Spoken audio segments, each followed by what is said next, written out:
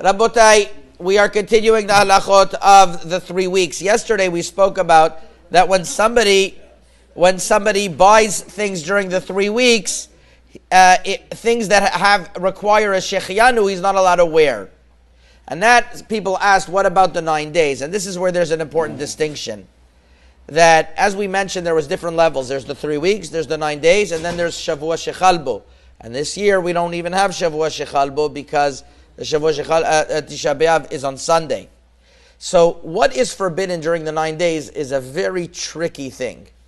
During the 9 days, there is a leniency of laundry for Sfaradim, and even that some are Machmir, but there's a leniency for Sfaradim. However, buying new clothing and fixing and starting to sew new clothing is in a different category. And I'll read to you from the Shulchan Aruch. Shulchan Aruch writes in Seif Zayin, Yesh Omrim, She'asur litaken begadim chadashim, you're not allowed to fix new clothing, umin alayim chadashim b'shabbat zu.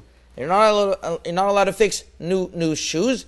V'yesh le'achmir bazeh mirosh chodesh. Shulchan Aruch says you should be machmir already from Rosh Chodesh.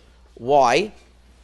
The Bet Yosef he brings from the Yerushalmi, because at that time the Even HaShetiyah was also nullified. Even HaShetiyah is the dome of the rock that was from where Misham Hushtat Kol HaOlam, the whole world was built. And the Yerushalmi says from there women, they didn't even start sewing because they wouldn't do Shati Va'erev, which was horizontal, vertical type of pattern of, that's how you sew.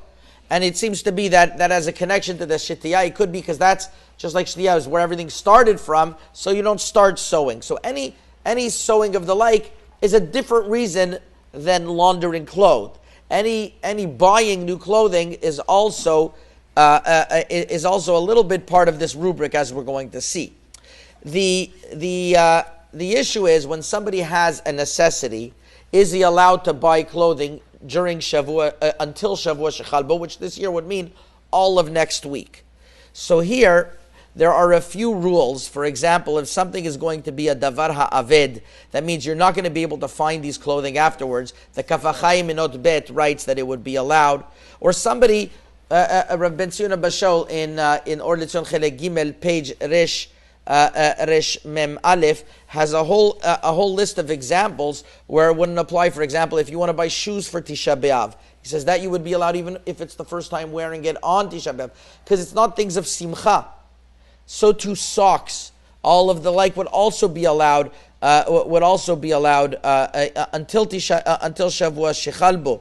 All types of sewing that that something broke and you're fixing it, that's also not really starting it, would also be different. So these are all exceptions to the rule. Now, a lot of times people want for weddings they're preparing and they don't have time for this year. That's relevant to us as well. That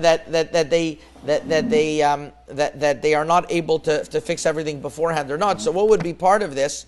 So first of all, there's the Sefer Shoshanat Yisrael, as I mentioned, writes that there's a rental of gowns and the like. That is not called buying, and there's not so much simcha. So that would be allowed.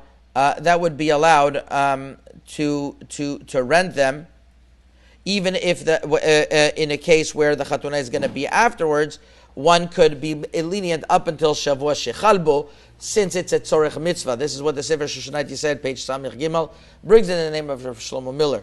As well, sometimes when a person wants to, they shouldn't buy new things, even like a new wig, a new sheitel, that one bought and even wants to fix it. Obviously, that's something like you're fixing something new. It's a big deal. It's not just a small fixing, but if somebody would want to give him to do like minor like fixing up on the thing up until Shavua Shechalbo, that would be allowed.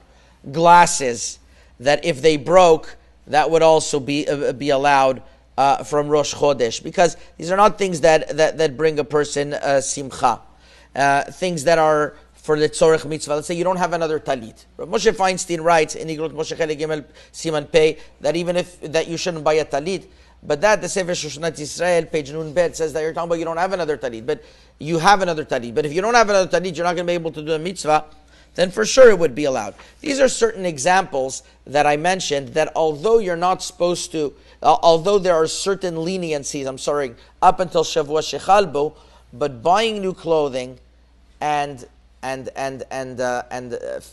making new clothing, that would be more stringent based on what we said today. Chazaku Baruch.